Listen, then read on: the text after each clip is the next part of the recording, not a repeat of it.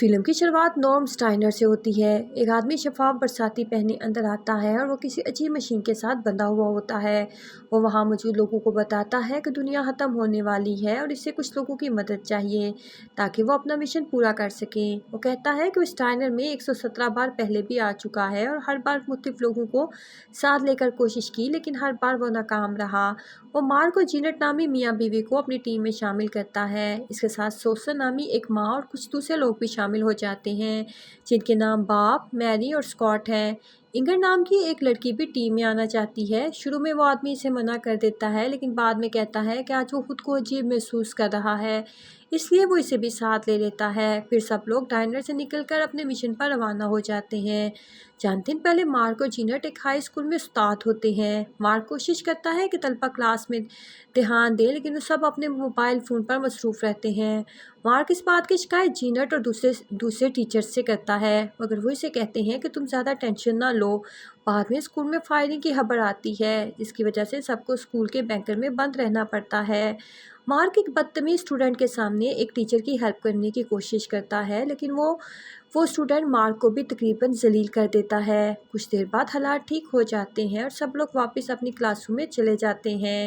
जल्द ही सब स्टूडेंट अपने मोबाइल फ़ोन की एक ऐप के ज़रिए काबू में आ जाते हैं। इस ऐप पर पिरामिड का निशान बना होता है। मार्क एक स्टूडेंट की तवज्जो हासिल करने की कोशिश करता है, लेकिन सब स्टूडेंट्स ज़ुम्बी की तरह इसकी तरफ बढ़ने लगते हैं। टीचर्स के कमरे में छुप जाता है, मगर स्टूडेंट दरवाज़ा तोड़कर अंदर आ जाते हैं। मार्क और जीनट भागकर एक क्लासरूम में जाते हैं, जहां छुपी हुई बंदूकें होती हैं।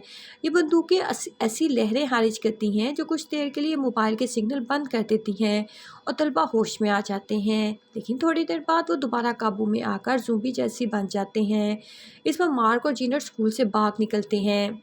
मौजूदा वक्त में फ्यूचर से आया हुआ एक आदमी सबको एक दरवाजे से बाहर ले जा रहा होता है, लेकिन बाहर सड़कों पर पहले ही पुलिस होती है। इस आदमी को पता होता है कि बाप के पास बंदूक है। वो इसे मारकर हीरो बनना चाहता था, मगर वो बाप को समझाकर पहले बाहर जाने पर राज़ी कर लेता है। जैसे ही बाप बाहर जाता है, इसे गोली मार दी जाती है और वो मर जाता है। बाकी लोग फर्श पर एक खुफिया दरवाज़ा ढूंढ लेते हैं और इसके रास्ते से चुपके से इमारत से निकल जाते हैं, ताकि किसी को पता ना चले। वो आदमी बताता है कि इनका मकसद एक ऐसे लड़के को तलाश करना है जो आगे चलकर एआई बनाएगा, जो दुनिया को तबाह कर देगी। फ्लैशबैक में दिखाया जाता है कि सोसन का बेटा डैरन स्कूल की फायरिंग में मारा गया था। सोसन बहुत ज़्यादा दुखी है और तकलीफ़ में है। कुछ मदर्स इसके पास आती हैं जिनके बच्चे पहले भी ऐसी फायरिंग में मर चुके होते हैं। वो सोसन से कुछ पेपर्स पर सिग्नेचर करवाती हैं और इसे एक खास जगह ले जाती हैं। वहाँ इसे बताया जाता है कि वो डैरन का क्लोन बना सकती है, लेकिन वो बिल्कुल वैसा नहीं होगा जैसा सोसन इसे चाहती थी। सोसन शुरू में हेजिटेट होती है, मगर आखिरकार वो इस बात पर राज़ी हो जाती है। जब डैरन वापस आता है तो वो कुछ अजीब और मशीन जैसा लगता है, बिल्कुल वैसा नहीं जैसा सोसन को याद था। सोसन एक पार्टी में जाती है जहां दूसरे पेरेंट्स भी अपने मरे हुए बच्चों के क्लोन के साथ मौजूद होते हैं। वो हैरान रह जाती है जब इसे पता चलता है कि एक कपल ने अपने बच्चे के 4 बार क्लोन बनाया है। वो इस बात को बिल्कुल आम समझ रहे हैं। एक दुखी फादर सोसन के पास आता है और इसे एक कार्ड देता है जिस पर एक नंबर लिखा होता है। इस नंबर पर राब्ता करने से सोसन को एक ऐसी लाइन मिलती है जहां वो फ़ोन पर इस शख्स से बात कर सकती है जिसे वो असल डैरन समझती है।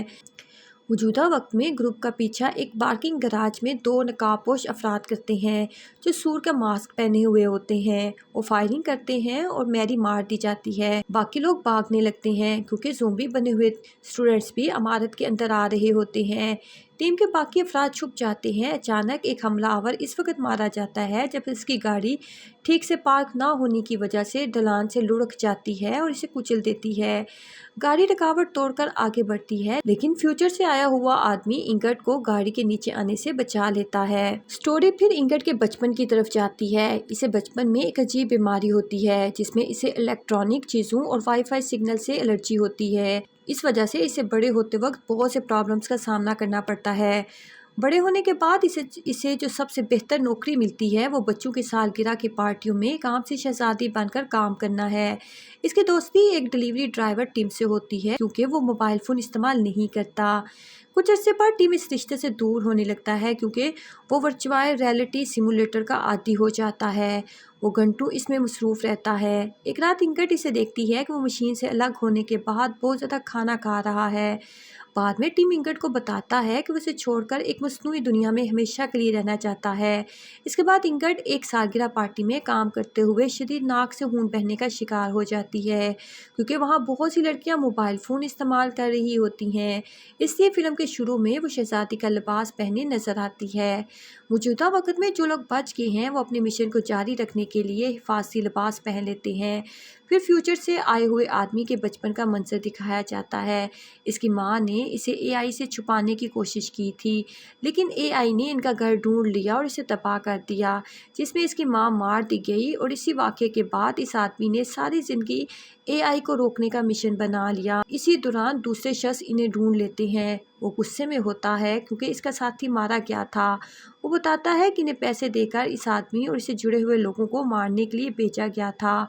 फ्यूचर से आया हुआ आदमी इसे समझाने की कोशिश करता है और लगता है कि वो इसकी बात मान जाएगा, लेकिन स्कॉट अचानक गाड़ी मारकर इस शख्स को टक्कर दे देता है। जैसे जैसे टीम अपनी मंजिल के करीब पहुंचती है, मोबाइल के काबू में आए हुए नौजवान इनके इर्द गिर्द जमा होने लगते हैं।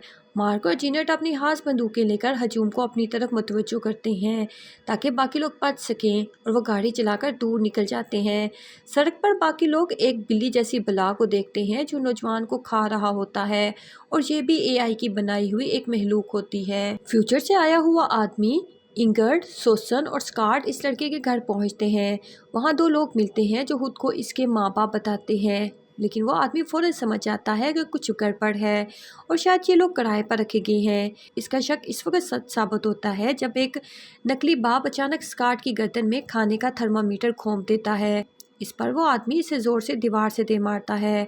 घबराई हुई नकली माँ बताती है कि लड़का ऊपर है और फिर भाग जाती है। ऊपर जाकर इन्हें कोई नज़र नहीं आता, लेकिन वो देखते हैं कि एक रोबोटिक सफाई करने वाली मशीन दीवार के पीछे छुपे हुए रास्ते में जा रही है। वो खुफिया जगह में लड़के को ढूंढ लेते हैं जो एआई बनाने में मसरूफ़ होता है। मुस्तकबिल से आया हुआ आदमी एक ड्राइव के ज़रिए एआई में वायरस डालकर इसे बंद करना चाहता है, लेकिन सोसन कहती है कि डैरन को इस्तेमाल किया जाए क्योंकि एक आवाज़ इसे यही कह रही है। जैसे ही वो ऐसा करते हैं, एआई लड़के के रोबोट्स और इलेक्ट्रॉनिक चीज़ों को इस्तेमाल करके हमला कर देती है। गढ़ अपनी लड़की के बावजूद हिम्मत करके तारों और मशीनों वाले कमरे में जाती है। इस वक्त ड्राइव अपने हाथ में ले लेती है जब वो आदमी खुद को उड़ाने वही वाला होता है। एआई वक्त को रोक देती है और लड़के के ज़रिए इंगट से बात करती है। वो बताती है कि इंगट दरअसल मुस्तकबिल से आए हुए आदमी की माँ है, इसलिए वो पूरी रात इसकी हिफाजत करता रहा। एआई ही वो ऐप बनाती है जिसने नौजवानों को काबू में किया था।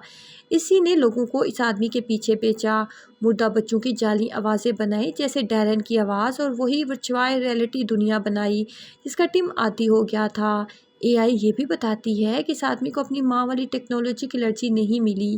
वो कहती है कि अगर इंगट वायरस डाल भी दे तो ये सिर्फ थोड़ी देर की ताहीर होगी, क्योंकि एआई किसी न किसी तरह ज़रूर बनेगी। वो इंगट को मशवरा देती है कि वो भी टीम की तरह मस्नूई दुनिया में शामिल हो जाए, लेकिन इंगट फैसला करती है कि वो अपने मुस्तकबिल के बेटे पर फ़ख्र करेगी।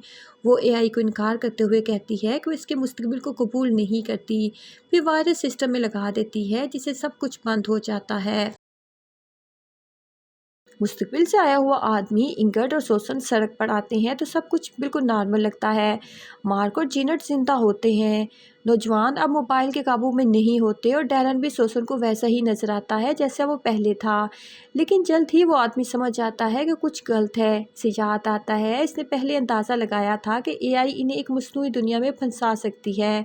अब वो सब इसी एआई की बनाई हुई सिमुलेशन में फंसे हुए हैं। इंगट को भी इस बात का यकीन इस वक्त हो जाता है जब वो इस लड़के और एक कुत्ते को देखती है जो इसे कहते हैं गुड लक, मज़े करो, मत मरना। इस पर वो आदमी अपना आला चला देता है, मगर धमाके होने की बजाय वो खुद वक्त में पीछे चला जाता है। इंगट को एम्बुलेंस में डाल कर ले जाया जाता है क्योंकि वो ज़ोर ज़ोर से चीख रही होती है, और मार को वही बला खा जाती है जो बिल्कुल बिल्ली जैसी होती है। फिर वो आदमी दोबारा इसी शाम में वापस आ जाता है। इस पर वो सबसे पहले इंगट के पास जाता है। वो समझ चुका होता है कि एआई में वारिस डालने का ख्याल गलत था। اب اس کے پاس نیا منصوبہ ہے، وہ چاہتا ہے کہ سب لوگوں میں انگٹ والی ٹیکنالوجی کی الرجی پھیلا دی جائے تاکہ اے آئی بے اثر ہو جائے۔